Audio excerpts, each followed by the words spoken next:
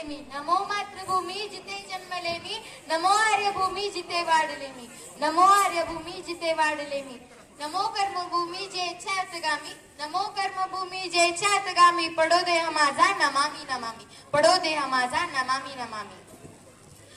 कित्येक लढाया लढून, कित्येक लढाया लढून, कित्येक बलिदाने देऊन हे स्वातंत्र्य आपल्या पदरी आले आहे. स्वातंत्र्याचा खरा अर्थ तीच व्यक्ती समजते जिने कधी पारतंत्र्य भोगले असेल. स्वातंत्र्य मूल्याचा अर्थ एका शब्दात सांगता येणार नाही, इतका मोठा. आपण तर खूपच नशीबवान आहोत की आपला जन्म स्वतंत्र भारतात झाला. पूर्वीच्या अडचणी, पारतंत्र्याच्या गुलामगिरीच्या बेड्या आपल्या हाती नाहीत पडल्या, याबद्दल आपण सर्वजण खूपच नशीबवान आहोत. मित्रांनो, भारत, इंडिया, हिंदुस्थान अशी नावे जरी कानावर पडली ना तरी रक्त सळसळायला लागतं, मान अभिमानाने उंचावते. जेव्हा तो तिरंगा फडकत असतो ना तेव्हा आपल्या मनातील, देशातील प्रत्येकाच्या मनातील ती भावना, ती देशभक्ती, तो आदर्श पाहण्यासारखाच असतो. किसी ने खूप कहा है कि हम अपनी जान के दुश्मन को भी अपनी जान कहते हैं, कि हम अपनी जान के दुश्मन को भी अपनी जान कहते हैं. मोहब्बत की इसी मिट्टी को हिंदुस्तान कहते हैं, मोहब्बत की इसी मिट्टी को हिंदुस्तान कहते हैं. जो दुनिया में दिखाई दे उसे कहते हैं खामोशी, जो दुनिया में दिखाई दे उसे कहते हैं खामोशी, जो आंखों में दिखाई दे उसे तूफान कहते हैं, जो आंखों में दिखाई दे उसे तूफान कहते हैं. और ऐसा एक ही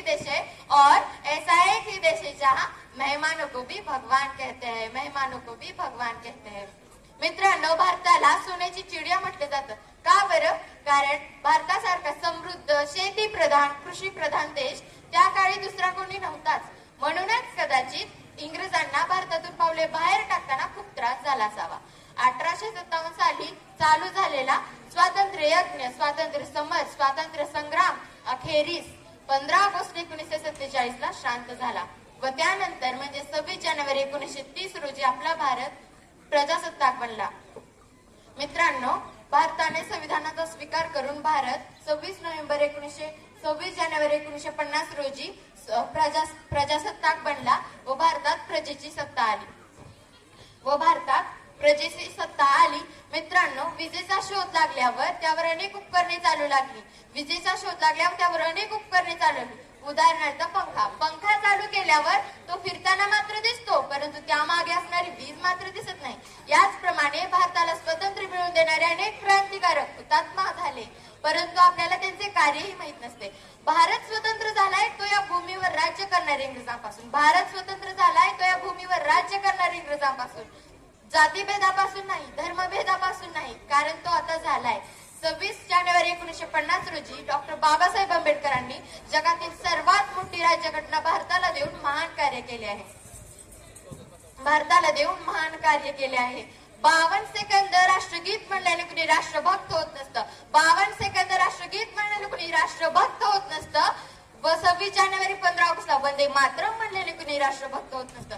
राष्ट्रभक्त होतं देशउभारणीच्या भावनेने, राष्ट्रभक्त बनता येतं समतेच्या बंधुत्वाच्या भावनेने, राष्ट्रभक्त बनता येतं देशाच्या प्रगतीसाठी केलेल्या प्रत्येक प्रयत्नाने. मग जरा स्वतःला प्रश्न विचारा, आपल्यामध्ये हे गुण आहेत का?